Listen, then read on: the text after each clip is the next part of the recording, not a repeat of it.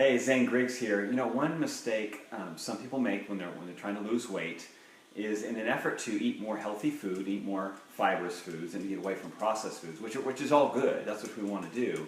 But they start to eat more fruit because they're kind of used to getting, in many cases, a lot of carbs through the day or some sweet-tasting food.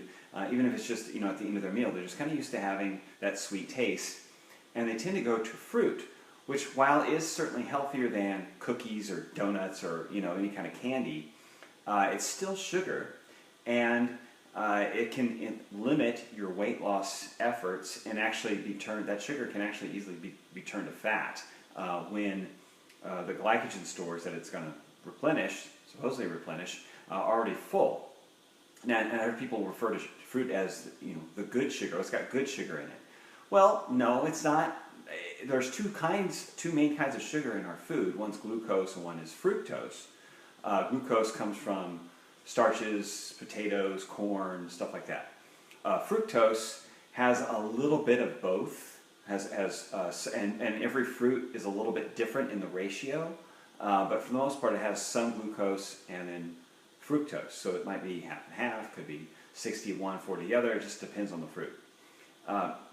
Now, fructose is what they're trying to say is the good sugar. Well, fructose, as we all know, it's the primary ingredient in high fructose corn syrup. It makes up half of the sugar in table sugar.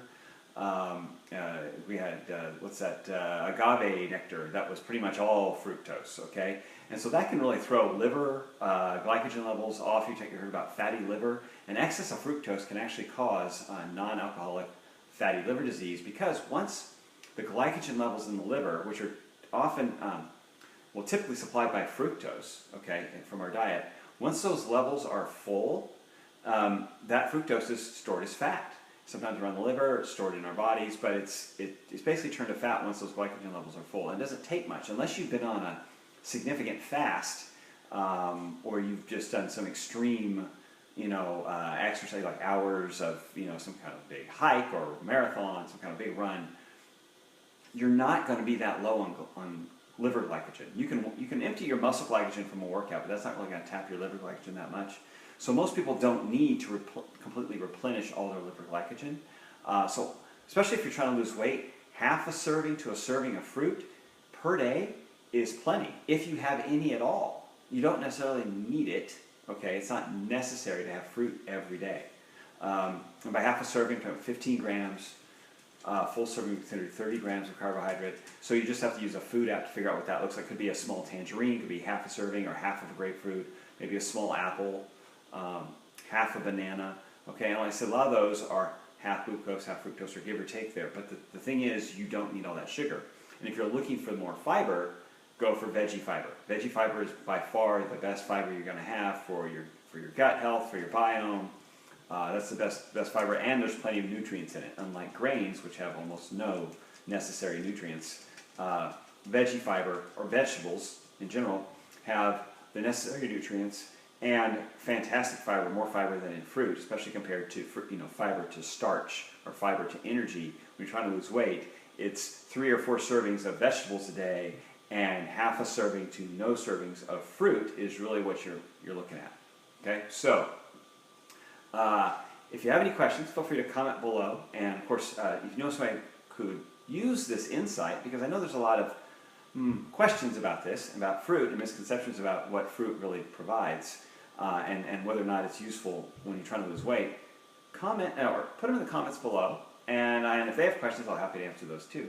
But this is something that I think a lot of people just don't quite understand because of all the mixed messages out there, and the array of messages from different sources. And we just need to look at things for what they really are. And for sugar, if it provides energy, quick energy, like a sugar or a starch, then it's something we have to limit in order to move towards weight loss. If you need energy, if you're working out, you're trying to build, you're trying to grow, then that's a different case. That's a completely different type. So not everyone has the same goals. But weight loss is your goal. You limit sugar and starch in all cases and keep track of it and limit it to you're looking at, as I've said before, if you're looking at net carbs, subtracting the fiber, if you're eating a lot of fibrous food, 50 to 80 range. Total carbs, probably 80 to 120, 125 a day. So think about that. It's a budget. Give yourself a budget. Fit the fruit if you want it into that budget, but stay on the budget. Don't go overboard eating 2, 3, 4 pieces of fruit a day and think that you're doing yourself a favor if you're trying to lose weight or combat, avoid diabetes, avoid blood sugar issues, anything like that. You're definitely going to be throwing them off by eating excessive amounts of fruit. So again, have any questions? Comment below. Happy to answer them. Talk to you later.